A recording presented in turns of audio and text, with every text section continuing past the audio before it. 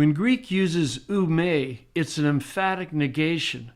But when is an emphatic negation the same thing as an eternal prohibition? Sound technical? No, but it's pretty interesting.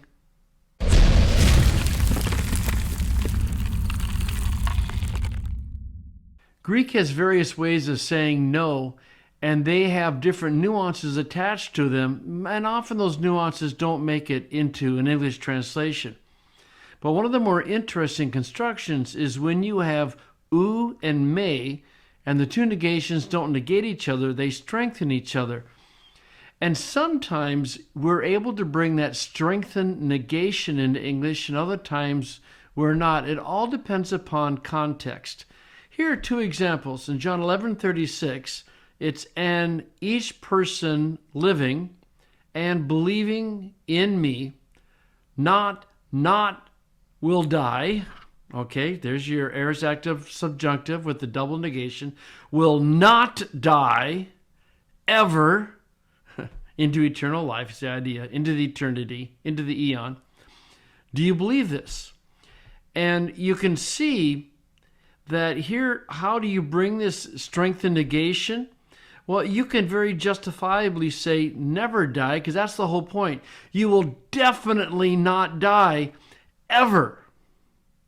Well, that contextually means that you can bring ume in as a never. And if you look at the different translations that are out there, you can see that they're all going to do that. Never die in the NIV, never die in NASB, ESV, CSB, NRSV, Net Bible, and NLT. So all very good translations. But look at Matthew 5:18. For truly I say to you, unless heaven and earth pass away,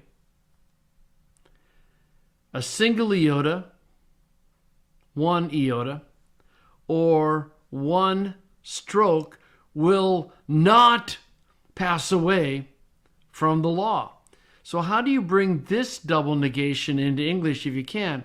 Well, it's actually very difficult, because this one you can't translate with never. Why? Well, it's because until all these things happen. In other words, here you have an ume construction with an aorist subjunctive, and it's an emphatic negation, but it's not an eternal statement. And contextually, we see that. These will not pass away, well, until everything takes place. So while ume up here can be translated as never, down here it can't be. And again, as you look at the different translations, you'll see that. The NIV says, will by any means, and that's their way of trying to make it emphatic. Not in the NASB, not in the ESV, not in the CSB, not in the NRSV, not in the Net Bible, and not even in the NLT. So you can see that most of the translations are under-translating because we just don't have that same construction in English.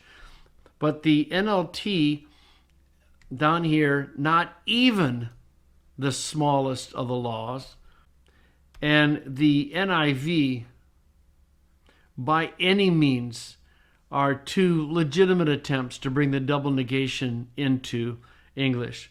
So exactly the same construction, ume and aorist subjunctive, but different contexts. One lets you bring it into English, and the other makes it really, really difficult.